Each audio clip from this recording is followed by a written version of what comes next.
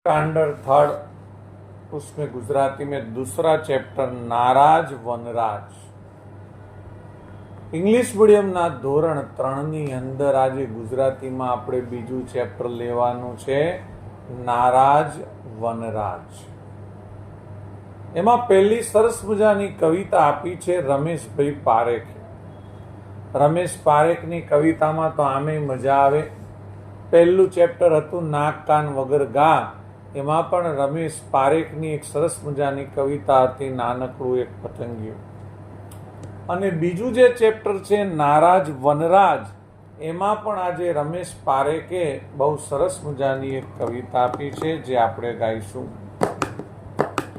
એક કબૂતર નાનું એને બહુ ગમે ઉડવાનું, એક કબૂતર નાનું એને બહુ ગમે ઉડવાનું, એક કબૂતર નાનું એને બહુ ગમે ઉડવાનું. તે તો ઉડ્યું છાનું માનું, તે તો ઉડ્યું છાનું માનું. તો કબૂતરના પપ્પા બોલ્યા ઘૂ ઘૂ ઘૂ, તો કબૂતરના પપ્પા બોલ્યા ઘૂ ઘૂ ઘૂ. કબૂતર તો રોતું એ તો મમ્મી સામે જોતું, કબૂતર તો રોતું એ તો મમ્મી સામે જોતું. તો કબૂતરના મમ્મી બોલ્યા ઘૂ ઘૂ ઘૂ, તો કબૂતરના મમ્મી બોલ્યા ઘૂ ઘૂ ઘૂ. એક કબૂતર નાનું એને બહુ ગમે ઉડવાનું, એક કબૂતર નાનું એને બહુ ગમે ઉડવાનું, એને બહુ ગમે ઉડવાનું, એને બહુ ગમે ઉડવાનું. રમેશ પારેખે અહીંયા સરસ મજાની કવિતા લખી છે. એક કબૂતર નાનું એને બહુ ગમે ઉડવાનું. અહીંયા નાનકડું કબૂતરનું બચ્ચું હશે ને એને ઉડવાનું બહુ ગમતું હશે. અને એ તો ઉડ્યું છાનું માનું. કેમ છાનું માનું ઉડ્યું સમજી જાઓ. હજી બચ્ચું છે, નાનું છે, હજી કંઈ એને ઉડતા આવડે નહીં, પણ એને ઉડવું બહુ ગમે છે. એના મમ્મી પપ્પાએ હજી કીધું જ નથી કે તું ઉડ, અને પોતે ઉડવા ગયું છે. તો કબૂતરના પપ્પા બોલ્યા ઘૂ ઘૂ ઘૂ. હવે કબૂતરનો અવાજ તો ઘૂ ઘૂ ઘૂ જ હોય ને, પણ કબૂતરના પપ્પા એને ના પાડે છે, કલ્યા ના ઉડ, ના ઉડ, ના ઉડ. પણ કબૂતરનું બચ્ચું માને ખરું? તમે માનો છો?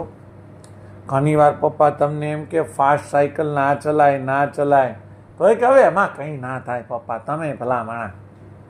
અને પછી પડે ને ઢેંકો તૂટે તાર ખબર પડે પપ્પા ઇઝ રાઈટ. ના, ઘણીવાર તમે આમ હાથ ખુલ્લા રાખીને સ્ટેરિંગ છોડી દો છો સાયકલનું, પપ્પા તમારને જોઈ જાય આવું કરતા તો ના પાડે કે આમ ના કર. પણ ક્યારેક એ કરીને પડીએ દાઢી છોલાઈ જાય આપણી, નાકમાંથી ટેટોડા લોહી નીકળી જાય, ત્યારે ખબર પડે કે પપ્પા સાચું કહેતા હતા. અહીંયા પણ કબૂતરનું બચ્ચું છાનું માનું ઉડ્યું છે. હવે એને થોડું હજી ઉડતા આવડે તોય ઉડ્યું, અને ધબામ દઈને નીચે પડ્યું. નીચે પડ્યું એટલે શું કરવા માંડ્યું? રોવા લાગ્યું.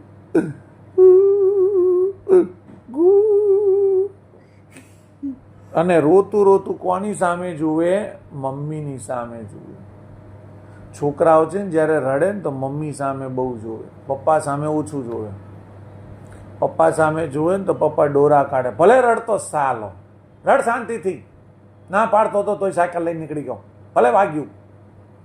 પણ છોકરાઓ જ્યારે મમ્મી પાસે રડે ને એટલે મમ્મી એને છાનો રાખવા આવે, એને શાંત પાડવા આવે. અહીંયા છોકરો મમ્મી સામે જોઈ જોઈને રડે છે, અને એની મમ્મી બોલે છે ઘૂ ઘૂ ઘૂ. એટલે એની મમ્મી કહે છે શાંત થઈ જા બેટા, શાંત થઈ જા. તો આ તમને જે રમેશ પારેખે તમને જે આપી છે કવિતા, એના પરથી શીખવા શું મળે? એના પરથી શીખવા એક જ વસ્તુ મળે કે ક્યારેય ડાય પણ કરવું જોઈએ નહીં. હવે સરસ મજાની એક વાર્તા આપી છે. ગુફા ઓ ગુફા. એક હતો સિંહ અને સિંહનું નામ જીમ્મી. તમે કહેશો સાહેબ હવે સિંહના કંઈ નામ હોય? સ્ટોરીમાં બધું જ હોય. સ્ટોરીમાં તો સિંહ બોલે કરો, સ્ટોરીમાં તો સિંહ જીન્સનું પેન્ટ ને ટી શર્ટ પહેરીને આંટો મારવાઈ જાય બાઇક લઈને. આ તો સ્ટોરી છે સાહેબ. એક હતો સિંહ, સિંહનું નામ જીમ્મી. એક દિવસ તેને ભૂખ લાગી પણ કંઈ ખાવા મળ્યું નહીં. તમે એમ સમજો છો કે સિંહ જંગલનો રાજા હોય તો રોજ પેટ ભરીને ખાઈ પીને હુઈ જતો હશે જાડીઓ? એને પણ ક્યારેક જમવા ના મળે. બાપડો ભૂખ્યો હોય, હા, કે જંગલનો રાજા હોય તો કોઈ સામેથી ના આવે, ઓહ રાજાજી તમને ભૂખ લાગી છે, લો મને ખાઈ જા. કોઈ સામેથી ના જાય કે જંગલનો રાજા હોય તે છતાં એને શિકાર કરવા બહાર નીકળવું પડે. અને ઘણીવાર શિકાર મળે ખરો અને ઘણીવાર નાય મળે. તે ખાવાનું શોધતો હતો. કોણ? આ સિંહ. બહુ ખાવાનું શોધ્યું હો, પણ કશે ખાવાનું મળે નહીં. દૂરથી કોઈ હરણાને જોઈ જાય તો હરણું એને જોઈને ભાગી જાય એકોન વીની સ્પીડે. એ બાપરે માર નાખશે. ઓંધેડાય ભાગી જાય, એ ઊભા ના રહે. બાપડો બહુ ભૂખ્યો થયો હો, અને ફરતા ફરતા એને ગુફા જોઈએ. ગુફા કોની હોય? કોઈ પ્રાણી એની અંદર રહેતું હોય, એનિમલ એની અંદર રહેતું હોય. અને એને મનમાં વિચાર્યું. કોને? જીમ્મી નામના સિંહે. શું વિચાર્યું? આ કોઈ પ્રાણીનું ઘર લાગે છે. એના મનમાં વિચારીને બોલવા માંડ્યો સિંહ, આ કોઈ પ્રાણીનું ઘર લાગે છે. એ તો ખુશ થઈ ગયો સાહેબ. 2 મિનિટ તો ભાંગડા કર્યા, બલ્લે બલ્લે એ બલ્લે બલ્લે બલ્લે. કેમ? કારણ કે એને ખબર પડી ગઈ કે આ કોઈ પ્રાણીનું ઘર છે તો અંદર પ્રાણી હશે, એનિમલ હશે. અને ધીમે ધીમે ગુફાની અંદર ગયો. ગીત ગાતો ગાતો ગયો, લા લા લા લા લા લા લા ઈયા ઈયા ઓ. ખુશ થઈ ગયો બાપડો. આખા દિવસનો ભૂખ્યો તો હતો જ, અને એને ખબર પડી ગઈ કે ગુફાની અંદર કોઈ એનિમલ હશે, પ્રાણી હશે. હવે મને ભૂખ મારી મટી જશે, પેટ ભરીને જમવાનું મળશે. ઈયા ઈયા ઓ કરતો ગયો તો ખરો, પણ તેને કંઈ જ મળ્યું નહીં. ગુફા તો ખાલી હતી. ઈયા ઈયા ઓની જગ્યાએ ટીયા ટીયા ટો થઈ ગયું. પણ સિંહ હિંમત ના હાર્યો. છેવટે તેને વિચાર્યું, કાંઈ વાંધો નહીં, રાત પડશે એટલે આ ગુફામાં રહેતું પ્રાણી તો અહીંયા આવશે જ સૂવા માટે. જેવું અંદર આવશે તરત તું એનું બોચું પકડીને એને ખાઈ જઈશ. સિંહ કે વાંધો નહીં, ભલે નથી અંદર પ્રાણી, પણ રાત પડશે તો એના ઘરે તો આવશે કે નહીં. જેવું એના ઘરે આવશે એનું બોચું પકડી ખાઈ જઈશ એને. અહીંયા જ રાહ જોવા દે. અને સિંહ તો અંદર બેહી ગયો ગુફાની અંદર શાંતિથી. આખી બપોર જતી રહી સાહેબ. સાંજ પડી પણ સિંહ અંદર ને અંદર. સાંજ પડી એટલે ડીપુ નામનો શિયાળ ત્યાં આવ્યો. શું નામ? શિયાળનું ડીપુ. સિંહનું નામ જીમી, શિયાળનું નામ ડીપુ. ડીપુ આવ્યો ગુફાની નજીક. કેમ આવ્યો? આંટો મારવા આવ્યો? ના. સિંહને ગલગલિયા કરવા આવ્યો? ના. એ ગુફા કોની હતી? ડીપુની હતી. પણ શિયાળ કેવો હોય? હોશિયાર હોય. તેને ગુફા તરફ જતા પગલા જોયા ને એકદમ બ્રેક મારી તરત ઊભો રહી ગયો. કેમ? કારણ કે સિંહના પગલા હતા, એના પગની છાપ હતી, નિશાની હતી. ક્યાં? ગુફાની અંદર જવાની. ડીપુ તો અંદર જ જતો હતો. આપણે આપણા ઘર હોય તો આપણા ઘરમાં તો જઈએ કે નહીં? દીપુ એના ઘરમાં જતો હતો, પણ તરત એને જોયું કે અરે રે રે રે રે, આ તો સિંહના પંજા ગુફાની અંદર જતા દેખાય છે. દીપુએ તરત મનમાં વિચાર્યું, કોઈ પ્રાણી મારા ઘરમાં ગયું લાગે છે અને બહાર નીકળવાના તો પગલાં દેખાતા નથી. અચ્છા, તો કોઈ તો અંદર મારી રાહ જોવે જ છે, પણ મને ખબર છે કે હવે મારે શું કરવાનું છે. કોણે કીધું આ? પેલા દીપુ નામના શિયાળે. તમને ખબર જ હશે, શિયાળ એટલે ફોક્સ. શિયાળ એટલે ફોક્સ. અને જંગલમાં કોઈ ચતુર પ્રાણી હોય ને, હોશિયાર, ક્લેવર, તો એ કોણ હોય? ફોક્સ હોય. હા, એની જગ્યાએ વાંદરાની ગુફાઓ હતી ને, તો વાંદરાની તો ચટણી બોલી ગઈ હોત અંદર. શિયાળે જોયું કે ગુફાની અંદર પગલાના નિશાન જાય છે, પગના નિશાન જાય છે, પણ ગુફાની બહાર આવતા કોઈ પગના નિશાન નથી. એનો મતલબ આ સિંહ જાડીઓ અંદર જ બેઠો છે. જો એના બહાર આવવાના નિશાના હોત, પગના નિશાની હોત, તો મને ખબર પડી હોત કે સિંહ ગુફાની અંદર પણ ગયો હતો અને બહારે આવી ગયો છે.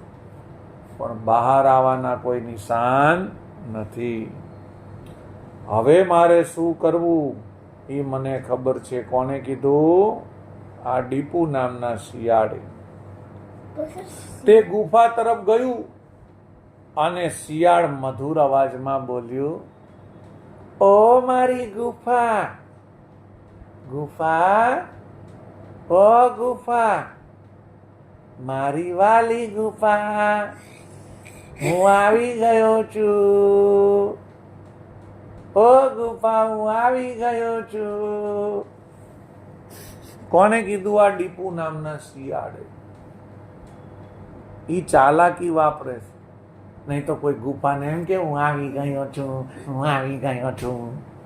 આપણે આપણા ઘરે જે રાડો પાડીએ છીએ, ઓ ચંપા, હું આવી ગયો છું, કહીએ છીએ આપણે, પણ આ ચાલાકી વાપરે છે. તે ગુફા તરફ જોઈને મીઠા અવાજે બોલે છે. થોડી વાર પછી તે બોલ્યું, ઓ વાલી ગુફા, તું આજે રીસાઈ ગઈ છે કે શું? રોજ તો તું મને કહે છે, good evening Deepu, good evening Deepu, welcome, welcome, પણ આજે કેમ કઈ બોલતી નથી તું? કેમ નથી બોલતી? તબિયત તો સારી છે ને? હવે ગુફા કોઈ દિવસ બોલે? દીપુને ખબર છે, દીપુ એટલે શિયાળને, કે ગુફા કઈ બોલે નહીં. પણ એ ચાલાકી કરે છે. પહેલા એને કીધું, ઓ મારી વાલી ગુફા, તું કેમ છે? અને પછી કીધું, કેમ તું આજે કંઈ બોલતી નથી? રોજ તો હું આવતો તું એમ કે વેલકમ દીપુ, વેલકમ, અંદર આવી જા. રોજ મને કહે છે, આજે તું કેમ કંઈ બોલતી નથી? માંદી જ નથી પડી ગઈ ને? તારી તબિયત તો સારી છે ને? કોણ કહે છે? દીપુ શિયાળ. અંદર સિંહને થયું, આજે આ ગુફા મારા ડરથી બોલતી નથી, પણ હું ગુફા બનીને વેલકમ કહું અને શિયાળ અંદર આવે પછી હું એને ખાઈ જઈશ. જાડિયા હસ નહીં, ડોબા. અમે જાડિયા હોય ને બધા ડોબા જોઈ. કોઈ દિવસ ગુફા બોલે તો એને એમ કે આજે હું ગુફાની અંદર બેઠો છું ને એટલે ગુફા કઈ બોલતી નથી. ખરેખર શિયાળને આવું જ જોઈતું હતું. શિયાળને ખબર હતી અંદર કોઈ બેઠું હશે અને હું આવું બોલીશ એટલે અંદરના વ્યક્તિને ખબર પડશે કે હું બેઠો છું એટલે ગુફા નથી બોલતી. પણ એવું કઈ હોય? સિંહને એમ થયું કે રોજ ગુફા બોલતી હશે પણ આજે બોલતી નથી. અલા, સ્ટોરીમાં કઈ ગુફા ના બોલે, વાતો કરો છો તમે. આ શિયાળે ચાલાકી કરી છે. હવે ગુફા નથી બોલતી ને તો હવે અંદરથી કોણ બોલશે ખબર છે? સિંહ બોલશે. સિંહને એમ કે હું ગુફાનો અવાજ કાઢીને બોલું. આમ વિચારી સિંહ સરસ અવાજમાં બોલ્યો, ગુડ ઇવનિંગ ડિયર ડીપુ, વેલકમ. સિંહે તો પોતાના અંદર પંજા ઊંચા કરીને જ રાખ્યા હતા. જેવો ડીપુ આવે એટલે બે ગાલ પર દઉં છાટ છાટ અને સીધો ખાઈ જાઉં આમ જમ જમ જમ જમ. બે હાથ ઊંચા કરીને સિંહ બોલે છે, વેલકમ ડીપુ, વેલકમ, ગુડ ઇવનિંગ, અંદર આવી જા દીકડા. પણ ડીપુ આવે અંદર. ડીપુને ખબર પડી ગઈ કે સિંહ અંદર જ બેઠો છે. જો ઈ ના બોલ્યો હોત સિંહ 5-10 મિનિટ, તો પછી ડીપુ નામનો શિયાળ ગુફાની અંદર જતો. કેમ? કારણ કે કોઈ અંદરથી ના બોલ્યું હોત તો ડીપુ નામના શિયાળને ખબર પડી ગઈ હોત કે ગુફામાં કોઈ છે નહીં, અને પછી અંદર જતો તો સિંહને એનું ભોજન મળી જતું. પણ આ તો દોડાયો થયો, અંદરથી બોલ્યો, ગુડ ઇવનિંગ ડીપુ, આવી જા દીકરા. આવે એમ નવરો સિંહ. આ સાંભળીને ડીપુએ તો બે કાન ઊંચા કરીને વિચાર્યું કે ડોહો અંદર જ બેઠો લાગે છે. અને પછી ડીપુ દાબતા પગે ત્યાંથી ચાલ્યું ગયું. દાબતા પગે જવું એટલે અવાજ ના આવે એમ ધીમા ધીમા પગે ત્યાંથી જતું રહ્યું. જો અવાજ આવે એમ જવા જાય તો સિંહ પાછળ દોડે, બની શકે કદાચ પકડાઈએ જાય ડીપુ, પણ ધીમા ધીમા અવાજે ત્યાંથી જતું રહ્યું. પછી બધા છોકરાઓ કે છે, તો ભાઈ સાહેબ પછી શું થયું? પછી શું થાય? સિંહ તો અંદરથી રાગડા તાણતો હતો, ડીપુ દીકરા આવી જા અંદર, આવી જા અંદર. રાત સુધી ડોહાએ રાડો પાડી, પણ ડીપુ હોય તો આવે ને. અને બહાર નીકળ્યો, જોયું તો ડીપુ નહોતું. અને સિંહે કીધું, મારો ઓળખ્યો છેતરી ગયો મને, વાંધો નહીં, બીજી વાર આવા દે, એની ચટણી બનાવી દઉં. અત્યારે તો તારી ચટણી બનાવી દીધી ને. હે? તો જોયું આ વાર્તા પરથી આપણને શું શીખવા મળે? આ વાર્તા પરથી આપણને શીખવા મળે કે મુશ્કેલીના સમયમાં દિમાગથી કામ લેવું જોઈએ. જ્યારે પણ તકલીફ આવે તો ભેંકડા નહીં તાણવાના, ભાઈ હવે હું શું કરું, રડવાનું નહીં. જ્યારે મુશ્કેલીનો સમય આવે ત્યારે દિમાગથી કામ લઈને એનો ઉપાય વિચારવાનો, તો મોટામાં મોટી મુસીબત પણ ત્યાં આપણી જોડેથી ભાગી જાય. ચલો હવે એક બીજું અહીંયા લખ્યું છે પાન નંબર 20 ઉપર, વાંચો. ચાલો આપણે વાંચીએ. એક સિમરન નામની બકરી વડનગરમાં આવે છે. કોણ આવે છે? બકરી. ક્યાં આવે છે? વડનગરમાં. શું નામ છે? સિમરન. નામે હોય ને બકરીના. હે? આ તો હારું બકરો નથી, નહીં તો એ એમ કે એક પગ ઊંચો કરીને દાઢીએ ફેરવીને, પુષ્પા, પુષ્પા નામ છે મારું. હારું અહીંયા બકરો નથી. આ બકરીનું નામ શું છે? સિમરન છે.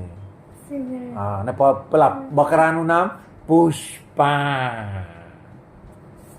તેના કાન વડના પાન જેવા છે. બોલો કેવું વર્ણન કર્યું છે.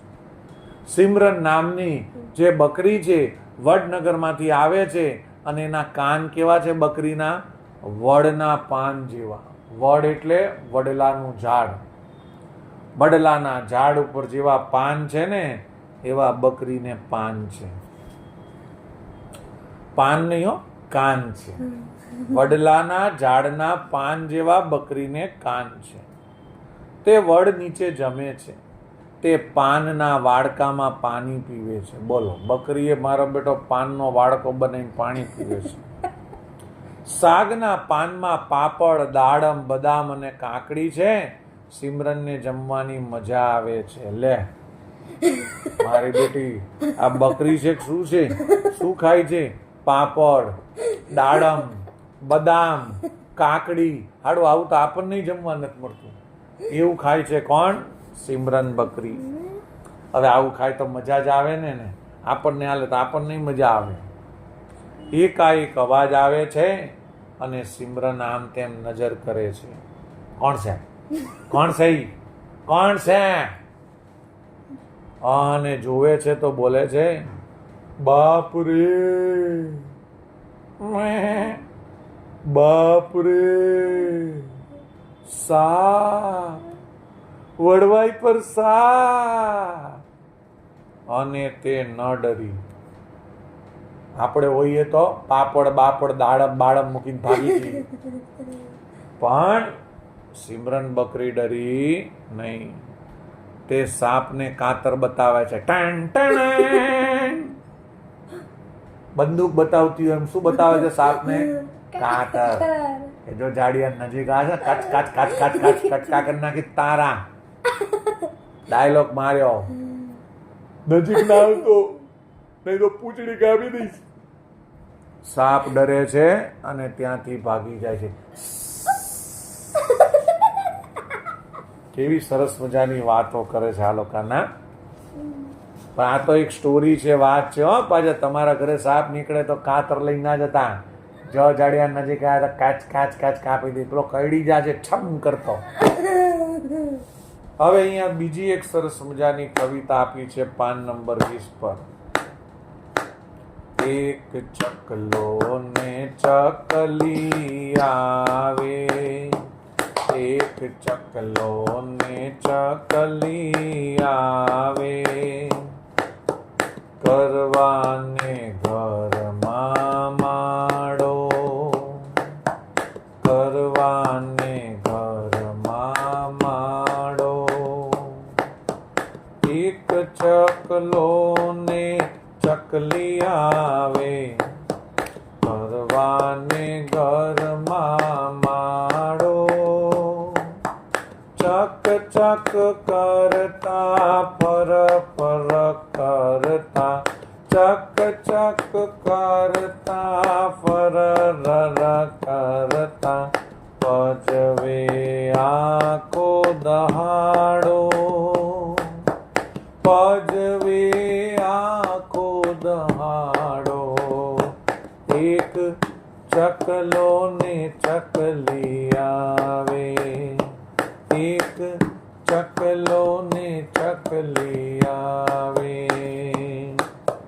ઘાસ તનકલા લાવે ક્યાંથી, ક્યાંથી લાવે રૂ. ઘાસ તનકલા લાવે ક્યાંથી, ક્યાંથી લાવે રૂ.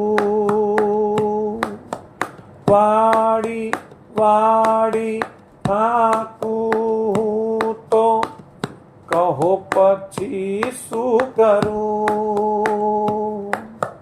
વાડી વાડી થાકું તો કહો પછી શું કરું. એક ચકલો ને ચકલી આવે, એક ચકલો ને ચકલી આવે. મમ્મી કહે એને મારો, પપ્પા કહે એને કાઢો. મમ્મી કહે એને મારો, પપ્પા કહે એને કાઢો. ચરકી ચરકી ચરકી ચરકી ઘરે આખામાં, ચરકી ચરકી ઘરે આખામાં, કરતા ઘણો બગાડો, કરતા ઘણો બગાડો. એક ચકલો ને ચકલી આવે, એક ચકલો ને ચકલી આવે. કાઢી મૂકો ચકલાને તો ચકલી રોઈ પાડશે. કાઢી મૂકો ચકલાને તો ચકલી રોઈ પડશે, પાંખ વિનાના બચ્ચા નાના, કહો પછી શું કરશે? પાંખ વિનાના બચ્ચા નાના, કહો પછી શું કરશે? એક ચકલો ને ચકલી આવે, એક ચકલો ને ચકલી આવે, એક ચકલો ને ચકલી આવે, કરવાને ઘરમાં માડો, એક ચકલો ને ચકલી આવે, કરવાને ઘરમાં માડો. ચક ચક કરતા ફરર ફરતા, હવે ગજવે આખો દાડો, એક ચકલો ને ચકલી આવે, એક ચકલો ને ચકલી આવે. અહીં સરસ મજાનું ગીત છે, એક ચકલો ને ચકલી આવે. અહીંયા કહેવામાં આવ્યું છે કે ચકલો ને ચકલી એ પોતાનું ઘર બનાવવા માટે ચક ચક કરતા અને ફરર કરતા આપણા ઘરમાં આવે છે. એ તો પોતાનો માળો બનાવે છે, પણ એમના આવવા જવાથી આપણને ખૂબ જ હેરાનગતિ થાય છે. આખો દાડો આપણને પજવે છે. તમને ખબર છે કે ચકલો ને ચકલી બે પોતે માળો બાંધવા માટે આખો દિવસ ઘાસના તણખલા લાવે. ઘણીવાર આપણને એમ થાય કે આજુબાજુ તો કોઈ ઘાસ દેખાતું નથી, તો ક્યાંથી લાવતા હશે? પણ બિચારા દૂર દૂર સુધી ઉડીને જાય અને કાંક ઘાસ દેખાય તો એ તોડી તોડીને માળો બાંધવા માટે ઘાસના તણખલા લાવે. હવે જ્યારે માળો બાંધવા માટે ઘાસના તણખલા માળામાં બિચારા મૂકતા હોય તો અડધાથી વધારે તો એ તણખલા નીચે પડી જાય. પાછા નીચેથી લઈને ઉપર મૂકે તો કેટલાક નીચે પડી જાય. ઘણીવાર બીજા લેવા જાય અને પવન આવે તો પવનથી ઉડીને નીચે પડી જાય અને ઘરમાં આખો દિવસ ઘાસના તણખલા પડેલા દેખાય. આપણને ઘરમાં કચરો દેખાય અને આપણે વાળી નાખીએ, વાળીને ક્લીન કરીએ, થોડીક વાર થાય અને પાછા ઘરમાં ઘાસના તણખલા દેખાય. પાછું આપણે સાફ કરવા માટે વાળીએ ને સાવરણી વડે પાછું સાફ કરીએ, થોડીક વાર થાય પાછા ઘાસના તણખલા દેખાય. અહીંયા કે છે કે હું તો વાળી વાળીને થાકી જઉં છું. જેને કવિતા લખી છે એ કહે છે, કહો પછી હું શું કરું? બોલો, પછી મને ગુસ્સો આવે કે નહીં આ ચકલા ને ચકલી પર? તમે એમ કહો કે ચકલા ચકલીને માળો બાંધતા હોય તો આપણે મદદ કરવી જોઈએ. પણ તમને એક વાત કહું, તમે જો ચકલા ને ચકલીને તૈયાર માળો બનાવીને આપશો ને કે લે ભાઈ અમે બનાવી દીધો, હવે તું રે, તો એ નહીં રે. તૈયાર માળો એ કોઈ દિવસ નહીં લે. આપણને કોઈ ઘર તૈયાર બનાવીને આપે લે તું રે તો આપણે ખુશ થઈ જાય, ભાઈ ભાઈ આપણે રહેવા જતા રહીએ. પણ પક્ષીઓ એવું કરતા નથી. પક્ષીઓ પોતાનો માળો પોતાની જાતે બનાવે છે. હવે માળો બનાવે ને આખો દિવસ કચરો પડે અને કે હું વાળી વાળીને થાકી ગયો. અને આ કંટાળાથી ઘણીવાર મમ્મી કહે કે એને મારો. કોને મારો? તો કે પેલા ચકલા ને ચકલીને. મરાય કોઈ દિવસ? ના મરાય. અને પપ્પા કે હવે એને કાઢો. કાઢો એટલે પેલો માળો જે કામ કરો પકડીને બહાર ફેંકી દો એટલે ચકલો ને ચકલી આવે નહીં. એવું કરાય કોઈ દિવસ? ના કરાય. તમને કોઈ મારી નાખે તો તમારું ઘર નવું બનાવેલું હોય અને કોઈ જેસીબી આવીને તોડી નાખે તો તમને કેવું થાય?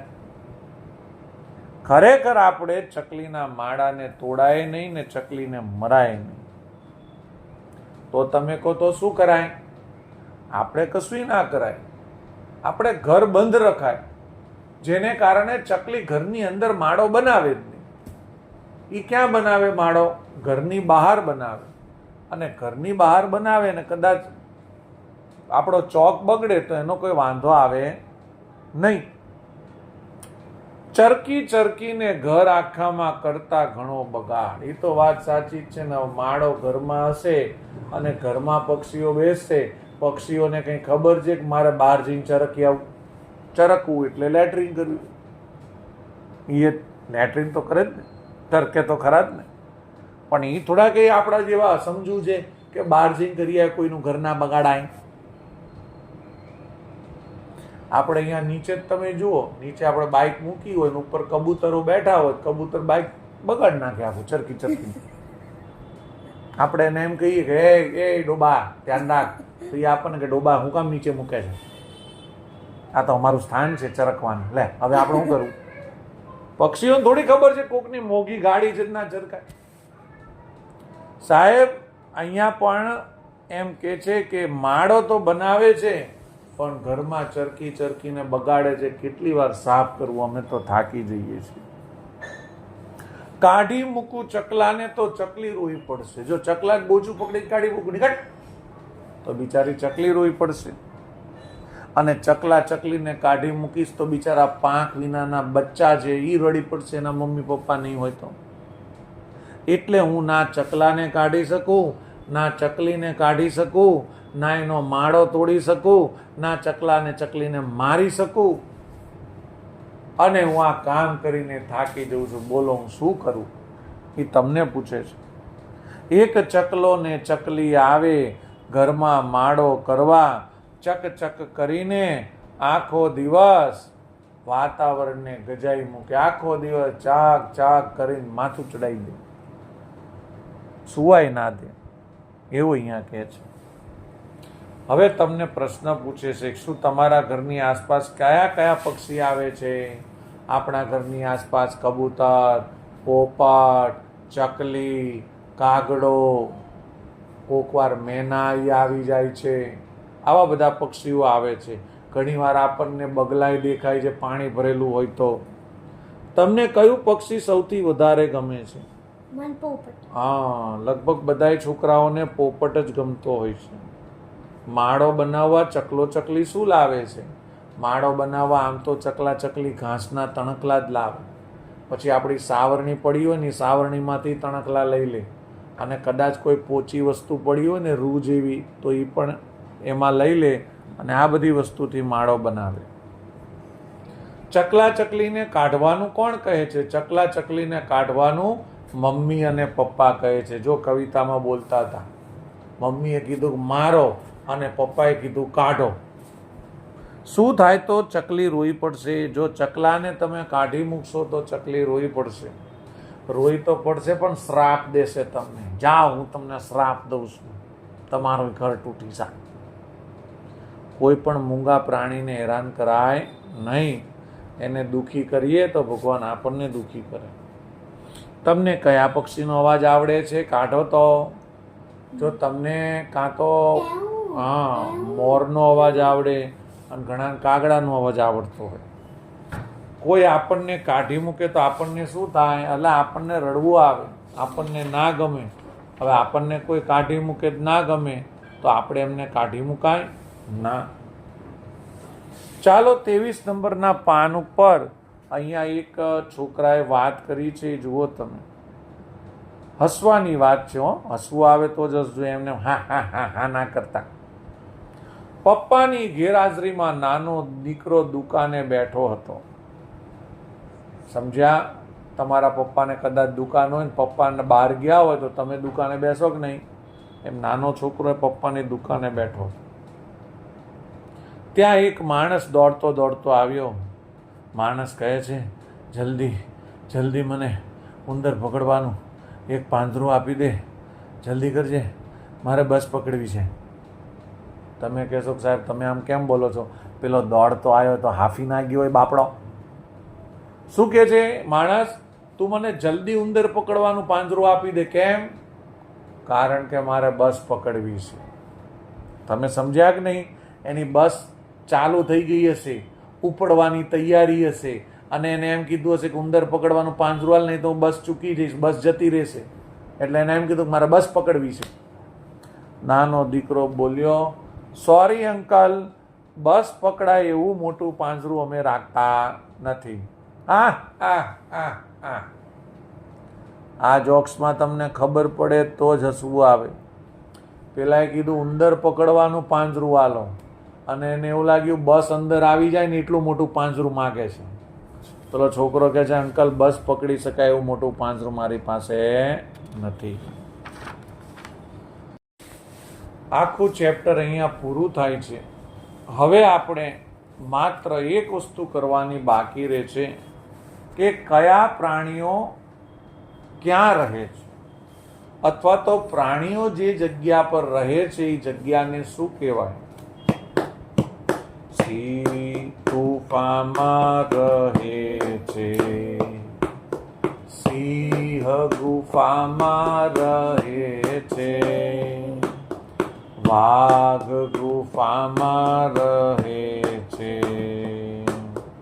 વાઘ ગુફામાં રહે છે, કૂતરો ખોડુમાં રહે છે, કૂતરો ખોડુમાં રહે છે, ઘોડો તબેલામાં રહે છે, ઘોડો તબેલામાં રહે છે, ગાય ગૌશાળામાં રહે છે, ગાય ગૌશાળામાં રહે છે, ભેંસ તબેલામાં રહે છે, ભેંસ તબેલામાં રહે છે, બકરી વાડામાં રહે છે, બકરી વાડામાં રહે છે, હાથી જંગલમાં રહે છે, હાથી જંગલમાં રહે છે, વાંદરો ઝાડ પર રહે છે, વાંદરો ઝાડ પર રહે છે, સસલું બખોલમાં રહે છે, સસલું બખોલમાં રહે છે, ઉંદર દરમાં રહે છે, ઉંદર દરમાં રહે છે, સાપ દરમાં રહે છે, સાપ દરમાં રહે છે, પક્ષીઓ માળામાં રહે છે, પક્ષીઓ માળામાં રહે છે, મધમાખી મધપૂડામાં રહે છે, મધમાખી મધપૂડામાં રહે છે, મરઘી કૂપમાં રહે છે, મરઘી કૂપમાં રહે છે, માછલી પાણીમાં રહે છે, માછલી પાણીમાં રહે છે. માછલી છે એ પાણીમાં રહે, સિંહ છે એ ગુફામાં રહે, વાઘ છે એ ગુફામાં રહે, કૂતરો એ ખોડું, ખોડું એટલે લાકડાનું ઘર જેને ઇંગ્લિશમાં કેનલ કહેવાય, એમાં રહે, ઘોડો તબેલામાં રહે, ગાય આમ તો ગૌશાળામાં રહે, પરંતુ પોતે કોઈ ઘરમાં ગાય રાખતું હોય તો ગાયનો પણ તબેલો હોય એમાં રહે, ભેંસ પણ તબેલામાં રહે, બકરી વાડામાં રહે, હાથી જંગલમાં રહે, વાંદરો ઝાડ પર રહે, સસલું એ જમીનની અંદર બખોલ પાડીને રહે, ઉંદર અને સાપ દરમાં રહે, પક્ષી માળો બાંધીને રહે, મધમાખી મધપૂડો બાંધીને રહે, અને મરઘી એ કૂપમાં રહે. મરઘી શેમાં રહે? કૂપમાં રહે. આગળ આપણે વાત કરીએ, ઊંટ રણમાં રહે, હરણ જંગલમાં રહે, શિયાળ બખોલમાં રહે, વરુ બખોલમાં રહે, રીંછ ગુફામાં રહે, ચિત્તો જંગલમાં રહે, ગેંડો જંગલમાં રહે, જીરાફ ઘાસના મેદાનમાં રહે, મગર નદી કે તળાવમાં રહે, દેડકો તળાવમાં રહે, કાચબો પાણી અને જમીનમાં રહે, બતક તળાવમાં રહે, કબૂતર માળામાં રહે, પોપટ માળામાં રહે, અને જો પાડેલો પોપટ હોય તો પિંજરામાં રહે, અને મોર ખેતર કે જંગલમાં રહે. તો આપણે આ જે બીજો પાઠ છે ગુજરાતીનો, નારાજ વનરાજ, એ પાઠને આપણે પૂરો કરીશું. આ પાઠની અંદર 2 કવિતા છે, એક કબૂતર અને બીજું એક ચકલો ને ચકલી દબાય.